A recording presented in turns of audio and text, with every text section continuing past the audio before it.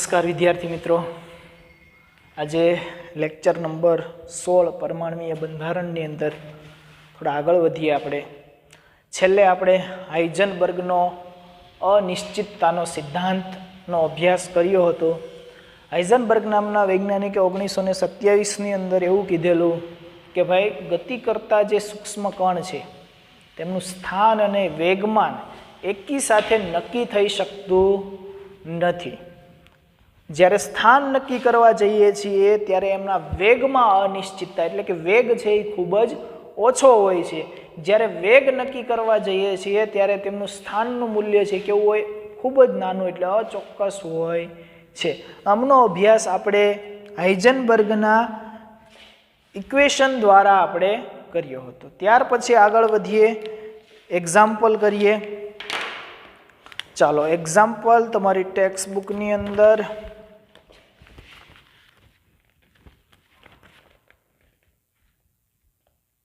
2.15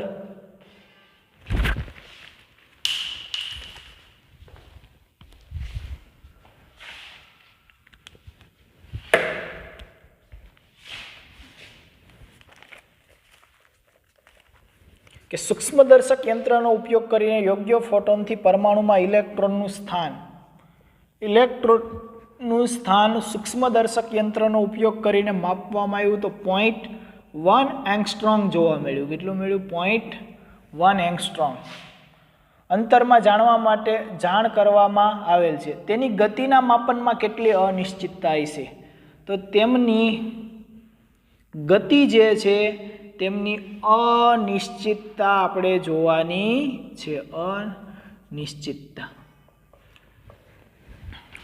ચાલો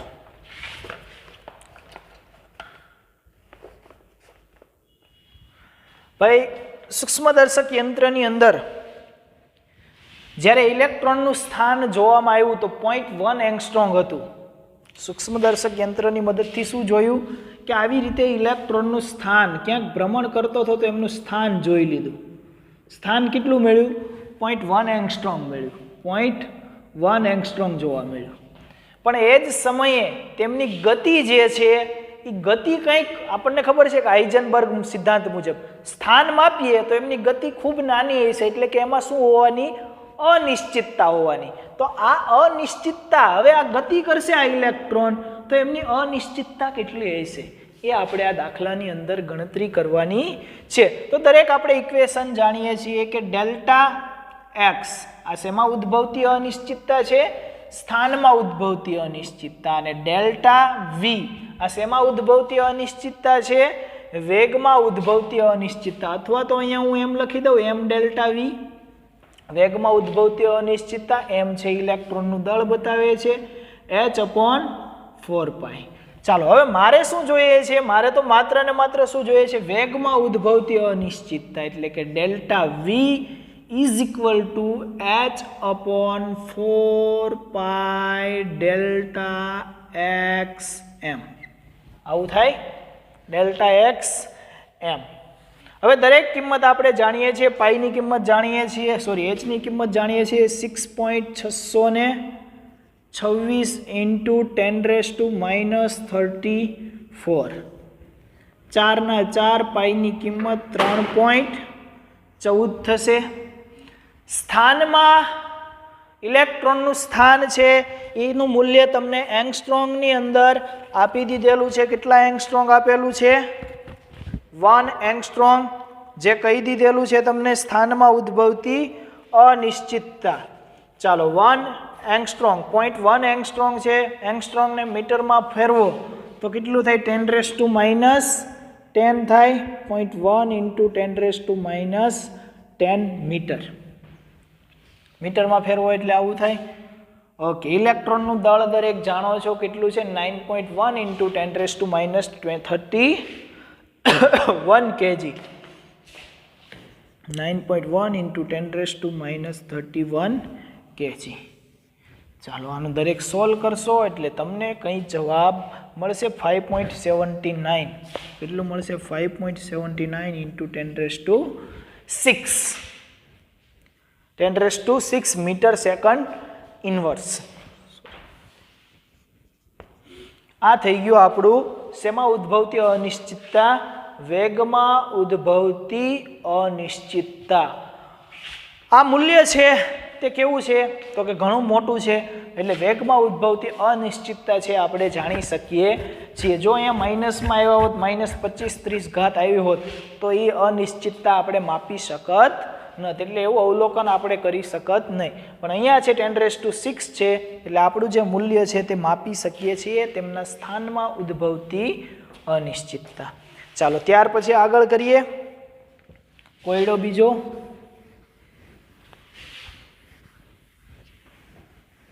ચાલો ભાઈ આગળનો કોયડો કરી લઈએ આપણે. હવે આગળનો જે કોયડો છે તમારો તે કંઈક એવો છે ભાઈ કે એક ગોલ્ફાના દડાનું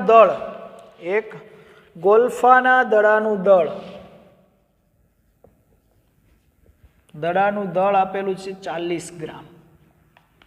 તેનો વેગ આપી દીધો છે 45 મીટર પ્રતિ સેકન્ડ છે. જો વેગ 2% ચોકસાઈથી માપી શકાય તો સ્થાનમાં અનિશ્ચિતતા શોધો. ભાઈ અહીંયા બહુ સરળ આપણને કહી દીધું છે કે એક ગોલ્ફાના દડાનું દળ તમને 40 ગ્રામ આપી દીધું છે. એક બોલ છે જેનું દળ આપણને કેટલું કહી દીધું છે? 40 ગ્રામ કહી દીધું છે. હવે આનો વેગ, આ ભાગવાની જે ગતિ છે એમનો વેગ છે એ કેટલો છે? 40 મીટર પ્રતિ સેકન્ડ. એટલો છે 40 મીટર પ્રતિ સેકન્ડ. એટલે 1 સેકન્ડની અંદર 40 મીટર આ બોલ છે એ ભાગે છે, એમની ગતિ આપી દીધી છે.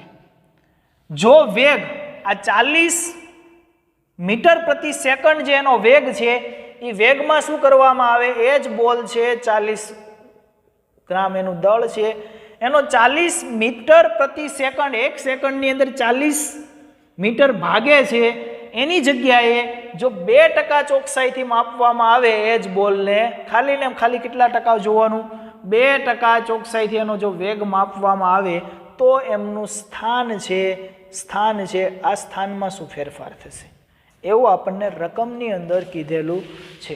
તો ચાલો પહેલા તો વેગમાં અનિશ્ચિતતા કેટલી છે એ પણ કહી દીધું. વેગમાં અનિશ્ચિતતા કેટલી કહી દીધી? 2%. વેગમાં અનિશ્ચિતતા કેટલા ટકા છે? 2% છે. વેગમાં અનિશ્ચિતતા કેટલી છે? 2% છે. એટલે કે એનો મતલબ એમ થઈ ગયો ભાઈ કે આ 2% એટલે શું? તો કે ડેલ્ટા વી જે છે એના 45ના 2%. 45ના કેટલા ટકા? 2%. હવે 45ના 2% એટલે શું થઈ ગયું? 45 ગુણ્યા 2 ભાગ્યા 100 થાય. 45ના 2% એટલે એવું જ થાય. ચાલો એટલે આ કેટલું બનશે? 45 90ના છેદમાં 100 થાય. કેટલા મળ્યા? 45ના 2% 0.9 મીટર પર સેકન્ડ મળે કે નહીં? 45ના 2%. અહીંયા તો 2%ના દરથી આપણે માપવાનું, એટલે 45 મીટર પ્રતિ સેકન્ડ તો ભાગે જ છે, પરંતુ વેગમાં અનિશ્ચિતતા છે કેટલી છે? 2%. એટલે 45ના 2% કરીએ તો કેટલા થાય? 0.9 મીટર પર સેકન્ડ. આ શું મળી ગયો? Delta V. હવે ડેલ્ટા વી તો આપણને મળી ગયો. શું શોધવાનું છે? એમની અનિશ્ચિતતા શોધવાની છે, ડેલ્ટા એક્સ. તો સૂત્ર આપણે દરેક જાણીએ છીએ કે delta x is equal two, direct લખી દઉં છું, 4πm. ચાલો કેટલું થશે? દરેક કિંમત આપણને આપેલી છે, કિંમત મૂકી દેશો. એચની કિંમત તમે જાણો છો, 4 તમે જાણો છો, પાઈ તમે જાણો છો, એમ તમે જાણો છો. અહીંયા ઘડી એમ તમે શું લેશો ભાઈ? યાદ રાખો, એમ તમારે લેવાનું છે દળ કેટલું છે? 40 ગ્રામ છે, તો કેજીમાં ફેરવવું પડશે, તો 40 × 10⁻³ કેજી. આ એમ લેવાનો છે અહીંયા. ઓકે, દળ આપણે કયું લેવાનું છે? કેજી વાળું દળ લેવાનું છે. આપણે હંમેશા યાદ રાખો, હાઇઝનબર્ગના અનિશ્ચિતતાનો સિદ્ધાંત છે એમાં જે એમ વાપરીએ છીએ તે એમ હંમેશા શેમાં લેવાનો છે? કેજીની અંદર લેવાનો છે. તો આનું મૂલ્ય તમે સોલ્વ કરશો એટલે તમારો જવાબ જે છે એ કંઈક એવો આવશે 1.46 ઇન્ટુ 10⁻³ મીટર. આટલું આવશે તમારો જવાબ. શું આવશે? આટલો. હવે વિચાર કરો કે આટલી અનિશ્ચિતતા આપણે માપી શકીએ 10⁻³ કેટલા? 33 0.1 0 પોઈન્ટ પછી પાછળ 33 0 પછી 0.1. આટલી અનિશ્ચિતતા એ કઈ અનિશ્ચિતતા કહેવાય ને આ આપણે માપી શકીએ? આ અચોક્કસતા કંઈ કહેવાય નહીં. તો આવી રીતે હાઇઝનબર્ગનો અનિશ્ચિતતાનો સિદ્ધાંત આપણને એક વસ્તુ ચોક્કસ શીખવાડે છે કે ભાઈ ઇલેક્ટ્રોનનું સ્થાન અને વેગ એ એકી સાથે માપી શકાતા નથી. કોઈ એકને પ્રથમ આપણે માપી લઈએ અથવા તો એકનું મૂલ્ય જાણીએ તો જ બીજાને આપણે માપી શકીએ છીએ. એકી સાથે બંનેનું મૂલ્ય માપી શકતા નથી. તો પછી હાઇઝનબર્ગનો પહેલા થોમસ ભણ્યો, પછી રુથરફોર્ડ આવ્યો, પછી બોહર આવ્યો, બોહર પછી કોણ આવ્યો? હાઇઝનબર્ગ આવ્યો. તો પછી હવે પ્રશ્ન એ છે કે પરમાણુના બંધારણની અંદર કેન્દ્રની ફરતે ઇલેક્ટ્રોન છે કઈ રીતે? ઇલેક્ટ્રોનનું સ્થાન અને વેગ તો આપણે આગળ કોણ ભણાવ્યું હતું? આગળ ભાઈ બોહર ભાઈ આવ્યો હતો, બોહર નામનો વૈજ્ઞાનિક. બોહર નામના વૈજ્ઞાનિકે શું કીધું હતું? કે ઇલેક્ટ્રોન કેન્દ્રની આજુબાજુ ફરે છે. હવે ઇલેક્ટ્રોન કેન્દ્રની આજુબાજુ ફરે એ ખબર કઈ રીતે પડે? આપણે એનું સ્થાન અને વેગ જાણતા હોઈએ તો જ ખબર પડે ને. સ્થાન અને વેગ તો એકી સાથે જાણી શકતા નથી, તો ઇલેક્ટ્રોન કેન્દ્રની આજુબાજુ ફરે એ કીધું કઈ રીતે? એટલે હવે આપણે જે ભણવાનું છે બોહરભાઈની નિષ્ફળતા. બોહરના નમૂનો જે આપણે ભણ્યા હતા તેમની નિષ્ફળતાનો અભ્યાસ કરી લઈએ કે ભાઈ નિષ્ફળ કેમ થયા? આપણે ફેલ થઈ જઈએ ને ઘણી વખત, મહેનત કરીએ તો ના થાય. બોહરના નમૂનાની નિષ્ફળતા.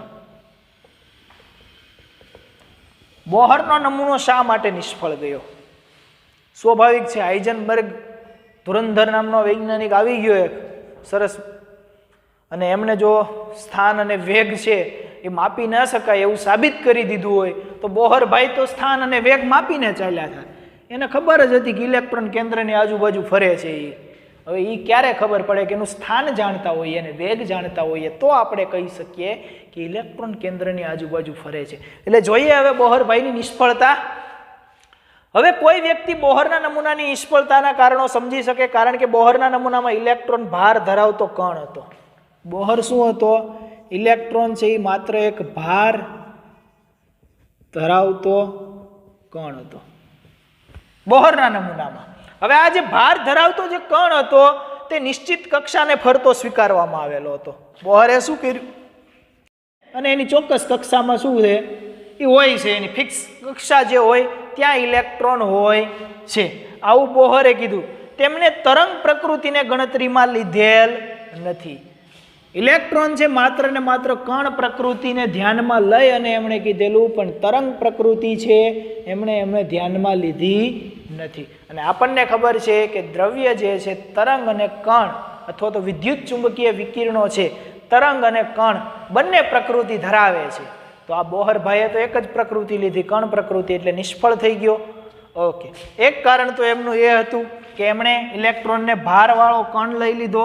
બીજું કે એમને તરંગ પ્રકૃતિ જે છે તે ધ્યાનમાં લીધી નથી. બીજું કે કક્ષાની નિશ્ચિત પથ ગણવામાં આવેલી છે, પરંતુ આવી કક્ષાને નિશ્ચિત ત્યારે જ કહી શકાય કે જ્યારે ઇલેક્ટ્રોનનું સ્થાન અને વેગ. એમણે નિશ્ચિત કક્ષા, ઇલેક્ટ્રોનને ચોક્કસ કક્ષા ધરાવે છે એવું બોહર નામના વૈજ્ઞાનિકે કીધું. ભાઈ આની ચોક્કસ કક્ષામાં ઇલેક્ટ્રોન છે એ ભ્રમણ કરતા હોય, ચોક્કસ કક્ષામાં ભ્રમણ કરતા હોય આવું બોહર નામના વૈજ્ઞાનિકે કીધું. એ ક્યારે કહી શકાય?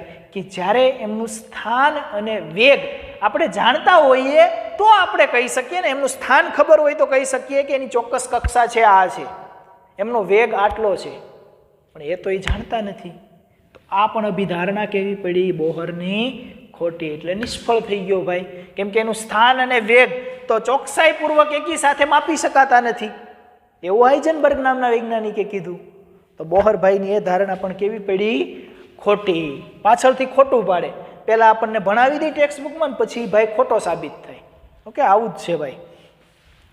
ચાલો, આ હાઇઝનબર્ગના અનિશ્ચિતતાના સિદ્ધાંત પ્રમાણે શક્ય નથી. આમ હાઇડ્રોજન પરમાણુનો બોહરનો નમૂનો દ્રવ્યના દ્વૈત સ્વભાવને ધ્યાનમાં લેતો નથી. બોહરનો નમૂનો જે દ્રવ્યનો દ્વૈત સ્વભાવ છે, તરંગ અને કણ પ્રકૃતિને બિલકુલ ધ્યાનમાં લેતો નથી. હવે બોહરની આ નમૂનામાં રહેલી નબળાઈને કારણે બોહરના નમૂનાને બીજા પરમાણુ માટે લાગુ પાડવો પણ શક્ય છે નહીં. હવે બોહર જો આટલું ના સમજાવી શકતો હોય તો બીજા કોઈ પરમાણુને આ લાગુ પડાય નહીં. બીજા પરમાણુ માટે આ લાગુ પાડવો જોઈએ નહીં. એટલે કોઈ બીજા કોઈ પરમાણુને સમજાવી શકાતો નથી. ખરેખર તો પરમાણુની રચનામાં ઢોક્યું હતું કે જ્યારે દ્રવ્ય માટે તરંગ અને કણ ગુણધર્મ એમ બંને ગુણધર્મ જ્યારે સ્વીકારવામાં આવ્યા ત્યારે હાઇઝનબર્ગના અચોક્કસતાના સિદ્ધાંત સાથે સુસંગત રહે અને ક્વોન્ટમ યંત્રશાસ્ત્રના આગમન સાથે શક્ય બન્યું. તો પછી હવે કેન્દ્રની ફરતે ઇલેક્ટ્રોન છે એ ક્યાં છે, કેવી રીતે ગોઠવાયેલો છે, તો એના તરફ હવે આગળ આપણને મદદ કરશે હાઇઝનબર્ગ નામનો વૈજ્ઞાનિક. શ્રોડિંજર એક વૈજ્ઞાનિક આવશે અને ક્વોન્ટમ યંત્રશાસ્ત્ર તરફ આખું લઈ જશે આપણને અને સમજાવશે કે ભાઈ ઇલેક્ટ્રોન જે છે એ કેન્દ્રની ફરતે આવી રીતે ગોઠવાયેલો હોય છે. આ ચેપ્ટરની અંદર આપણે એ જ ભણીએ છીએ કે પરમાણુનું બંધારણ, કેન્દ્ર અને ઇલેક્ટ્રોન કેવી રીતે હોય છે, તે જ આ ચેપ્ટરની અંદર તો અભ્યાસ કરીએ છીએ. એક પછી એક વૈજ્ઞાનિકો આવ્યા, છેલ્લે બોહરભાઈ આવ્યો, એ પણ નિષ્ફળ થયો. હવે જોઈએ છીએ કોણ આવ્યો છે, હાઇઝનબર્ગ. હાઇઝનબર્ગ તો હજી તો એવું લાગે છે કે સક્સેસ થાય છે. હાઇઝનબર્ગની પાછળ હજી કોણ આવે છે, શ્રોડિંજર નામનો વૈજ્ઞાનિક આવશે. ઓકે, અને શ્રોડિંજર ભાઈ વિશેષ સમજાવશે. એટલે હવે ક્વોન્ટમ યંત્રશાસ્ત્રનું આગમન થાય છે. ક્વોન્ટમ યંત્રશાસ્ત્ર એટલે બીજું કાંઈ નથી. એ શું સમજાવે છે, ક્વોન્ટમ યંત્રશાસ્ત્ર તરંગ અને કણ પ્રકૃતિ બંને એકી સાથે સમજાવી દે છે. એટલે ક્વોન્ટમ યંત્રશાસ્ત્ર છે એ સક્સેસ થઈ ગયું. કેમ કે આ બધા કોઈ તરંગને પકડ્યું, કોઈએ કણને પકડ્યું, એટલે નિષ્ફળ ગયા. છેલ્લે હાઇઝનબર્ગ આવીને કહી દો બંને એકી સાથે તો માપી ના શકાય. તો હવે જે ક્વોન્ટમ શાસ્ત્રનું આગમન થાય ત્યાં બંને પ્રકૃતિને ધ્યાનમાં લઈ અને આગળ વધે છે. તો ચાલો આગળ વધીએ. આપણે પણ પરમાણુનો ક્વોન્ટમ યંત્રશાસ્ત્રનો નમૂનો કેવા શું માગે છે. હવે ક્વોન્ટમ યંત્રશાસ્ત્રનો નમૂનો જોઈએ. બોહરનો નમૂનો ગયો, એની નિષ્ફળતા ગઈ, એટલે તમારે નિષ્ફળ નથી થઈ જવાનું કે આ બધા ફેલ થઈ ગયા વૈજ્ઞાનિકો, આપણે વાંચવાનું નથી, આમાં એકેય સક્સેસ તો નથી. પણ એ ફેલ થયા તો એમણે એટલો પ્રયત્ન કર્યો ત્યારે આપણને એટલું જાણવા તો મળ્યું. બીજા વૈજ્ઞાનિકો જે પાછળ આવે છે અને કહે છે કે ભાઈ આ છે આવી રીતે ઇલેક્ટ્રોન કેન્દ્રની પ્રત્યે ગોઠવાયેલો ના હોય, એવું કઈ ક્યારે શક્યા કે જ્યારે આગળ આવીને કોઈ વૈજ્ઞાનિકે એવું કહી ગયા, કીધું કે ભાઈ કેન્દ્રની ફરતે ઇલેક્ટ્રોન આવી રીતે દળ ધરાવતો કણ હોય ને ચોક્કસ પથમાં, આવું બીજા કોઈ કે કીધું એટલે પાછળથી સુધારો થયો. એટલે આપણે દરેકનો અભ્યાસ છે એ જરૂરી બને છે. ચાલો ક્વોન્ટમ યંત્રશાસ્ત્રના નમૂના તરફ.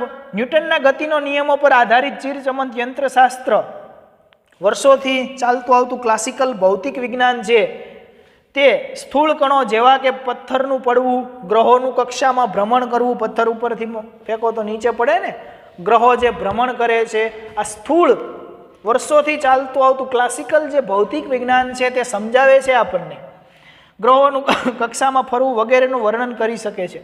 અગાઉના વિભાગમાં જોયું તેમ પદાર્થોને કણ તરીકે વર્તુણક દર્શાવે, પરંતુ જ્યારે આ નિયમો સૂક્ષ્મદર્શીય પદાર્થો જેવાને લાગુ પાડવામાં આવ્યા, ઇલેક્ટ્રોન, પ્રોટોન, અણુ, પરમાણુ માટે જ્યારે આ નિયમો લાગુ પાડવામાં આવ્યા કે ઇલેક્ટ્રોન છે દ્રવ્ય છે એ કણ પ્રકૃતિ ધરાવે છે, એ જ પ્રકૃતિ જ્યારે ઇલેક્ટ્રોન, અણુ કે પરમાણુને લાગુ પાડવામાં આવી ત્યારે ઘણું બધું જાણવા મળ્યું અને જોવા મળ્યું કે ના ભાઈ એવું છે નહીં, એ તો શું ધરાવે છે, ચિરસમંત દ્રવ્યનો દ્વૈત સ્વભાવ છે. ખાસ કરીને અવપરમાણુય કણો માટે અનિશ્ચિતતાના સિદ્ધાંત અવગણવામાં આવ્યા હતા. વિજ્ઞાનની શાખા જે દ્રવ્યના દ્વૈત સ્વભાવને ધ્યાનમાં લે છે, કણ પ્રકૃતિ અને તરંગ પ્રકૃતિ બંનેને જે ધ્યાનમાં લે છે એને જ આપણે કહીએ છીએ ક્વોન્ટમ યંત્રશાસ્ત્ર કહીએ છીએ. હવે ક્વોન્ટમ યંત્રશાસ્ત્રનો સૈદ્ધાંતિક વિજ્ઞાન છે કે જે સૂક્ષ્મદર્શી પદાર્થો જેમણે બંને કણ અને તરંગ પ્રકૃતિ અવલોકિત કરી શકાય છે તેવા ગુણધર્મો ધરાવે છે અને તેનો અભ્યાસ આપણે ધ્યાનમાં લઈએ છીએ. હવે વર્ષોથી ચાલતું આવતું જે ભૌતિક વિજ્ઞાન છે એમને જો લાગુ પાડવામાં આવે તો પરિણામો ક્વોન્ટમ યંત્રશાસ્ત્ર 1926માં સ્વતંત્ર રીતે 1926ની અંદર આ વર્ષોથી ચાલતા આવતા જે જૂના ખ્યાલો હતા, ઇલેક્ટ્રોન, કેન્દ્ર, કણ પ્રકૃતિ, તરંગ પ્રકૃતિ બધું હવે જાણવા મળ્યું આપણને. ઓકે, દ્વૈત સ્વભાવ દ બ્રોગલીએ પણ ભણાવી દીધો.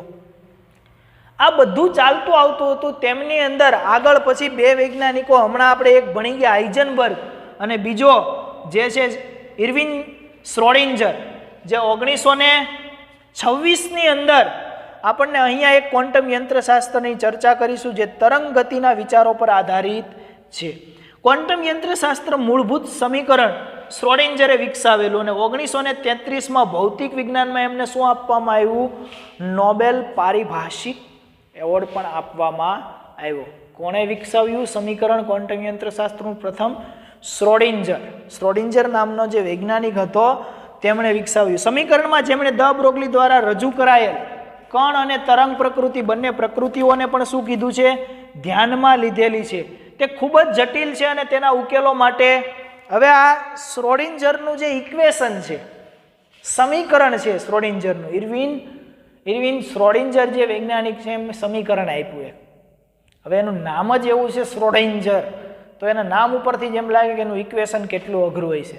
એટલે 11 સાયન્સની અંદર કે 12 સાયન્સની અંદર તમને ભણાવતા નથી. માત્ર ને માત્ર એમણે ખાલી ડોક્યુ જે કર્યું ક્વોન્ટમ યંત્રશાસ્ત્ર તરફ, ખાલી એમનો વિચાર આપ્યો ને ત્યાં ઘણું પરમાણુનું બંધારણ તો આપણને જોવા મળ્યું, ઘણી બધી સમજૂતી આપણને મળી.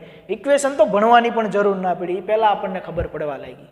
એટલે આપણે 11-12 સાયન્સની અંદર ક્યાંય શ્રોડિંજરનું સમીકરણ ભણવાનું નથી. તમારી ટેક્સ્ટ બુકમાં પણ તમને કીધેલું હોય છે કે આગળ ઉપર તમે આગળના ધોરણમાં એમને ભણશો. અત્યારે આપણે શ્રોડિંજરને ક્યાંય ભણવાનો છે નહીં, માત્ર એમની સમજૂતીનો આપણે અભ્યાસ કરીએ છીએ. પરમાણુ કે અણુ જેમની પ્રણાલી, જેમની ઉર્જા સમય સાથે બદલાતી નથી, તે શ્રોડિંજરનું સમીકરણ કંઈક આટલું જ સમીકરણ નથી. ઇઝ ઇક્વલ ટુ ઈ સાઈ. આને કહેવાય હેમિલ્ટોરિયન. શું કહેવાય? હેમિલ્ટોરિયન. એચ ઉપર જે આવો કટ મારેલો છે ને એને હેમિલ્ટોરિયન કહેવાય. આને કહેવાય સાઈ. શું કહેવાય? સાઈ. આ ઈ શું બતાવે? ઉર્જા. આ શું બતાવે? સાઈ. સાઈ શું બતાવે છે? આપણે યાદ છે આવી રીતે ઉર્જા સ્તર બતાવતા હતા. આને હું સાઈ 1 કહી દઉં, સાઈ 2 કહી દઉં, આને સાઈ 3 કહી દઉં, આને સાઈ 4 કહી દઉં. E1, E2, E3, E4, કોઈ આને N1, N2, N3, N4 કહે. તો આ ઉર્જા સ્તર બતાવે છે. સાઈ 1 કરતાં સાઈ 2 નું મૂલ્ય ઊંચું હોય, એના કરતાં સાઈ 3 નું મૂલ્ય ઊંચું હોય, એના કરતાં સાઈ 4. આપણને ખબર E1 કરતાં E2 ની ઉર્જા વધારે, એના કરતાં 3 ની, N1 કરતાં N2 વધારે, એના કરતાં N3, N4. ઉપર નીચેથી ઉપર જાય તેમ ઉર્જા વધે છે. તો અહીંયા જે સાઈ છે જે બતાવે એ તો ઉર્જા છે. સાઈ શું બતાવે છે? ઉર્જા બતાવે છે. હેમિલ્ટોરિયન છે સાઈ ભાઈ.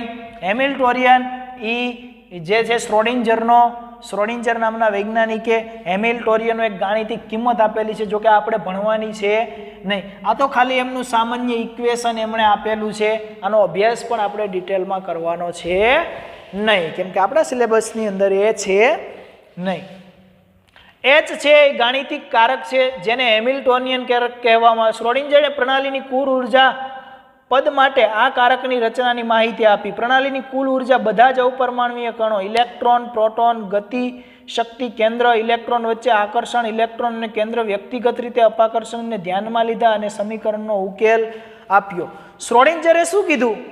શ્રોડિંજરે ઇલેક્ટ્રોન માટેની જે ઉર્જા હતી અથવા તો એ આખાની કુલ ઉર્જા, ઇલેક્ટ્રોન વચ્ચે અપાકર્ષણ, ઇલેક્ટ્રોન અને પ્રોટોન વચ્ચે આકર્ષણ, અપાકર્ષણ, કુલ ઉર્જા, આ બધાને ધ્યાનમાં લઈ અને ઈ અને સાઈને શું કર્યું? સોલ્વ કર્યું. ઉર્જા સાઈ એ ઉર્જા જ બતાવે છે. ઓકે, તો આ શ્રોડિંજર નામના વૈજ્ઞાનિકે આ બધાનું એક સરળ સોલ્યુશન આપ્યું. એ સોલ્યુશન હવે આપણે ભણવાનું છે કે શ્રોડિંજર ભાઈ કઈ રીતે મદદરૂપ થયા. એમણે એવું તે શું કરી દીધું કે આખા શ્રોડિંજર ભાઈને લીધે આખો જે પરમાણુનો નમૂનો હતો તેની રચના જ આખી બદલાઈ ગઈ. ચાલો આગળ વધીએ. શ્રોડિંજરનું સમીકરણ, હાઇડ્રોજન પરમાણુ અને શ્રોડિંજરનું સમીકરણ કઈ રીતે લાગુ પડાય છે. તો હાઇડ્રોજન પરમાણુ અને શ્રોડિંજર સમીકરણ હાઇઝનબર્ગની રીતે આપણે હવે જોઈએ. હવે આના પછી ખૂબ સરળ છે. હવે પછી ચેપ્ટર જે આવશે ને એકદમ સરળ થતું જશે. શરૂઆતમાં થોડું હાર્ડ લાગતું હોય છે, હવે એકદમ સરળ સરળ સરળ થતું જશે ચેપ્ટર આપણું. ઓકે, ચેપ્ટર બહુ મજા આવે એવું છે. એક આ શ્રોડિંજર થોડીક વાર આપણને મગજ આમથી આમ કરાવી દેશે, પણ કાંઈ વાંધો નહીં. વૈજ્ઞાનિકનું નામ એવા એમના ગુણ તો હોય છે. ચાલો શ્રોડિંજરનું ઇક્વેશનનો અભ્યાસ કરીએ આપણે. હાઇડ્રોજન પરમાણુ અને શ્રોડિંજર સમીકરણ. હાઇડ્રોજન પરમાણુ અને શ્રોડિંજર સમીકરણ. હાઇડ્રોજન પરમાણુ અને શ્રોડિંજર. જ્યારે શ્રોડિંજરનું સમીકરણ હાઇડ્રોજન પરમાણુ ઉકેલ માટે ઉપયોગમાં લાવ્યું ત્યારે તેમના ઉકેલથી શક્ય ઉર્જા સ્તર અને ઇલેક્ટ્રોન ધરાવી શકે છે. ઉર્જા સ્તર અને ઇલેક્ટ્રોન વચ્ચે એ ભાઈ છે શ્રોડિંજર છે તે વાત કરે છે. હવે એમની અંદર કઈ રીતે ફેરફાર થાય છે તે આપણે જોઈએ.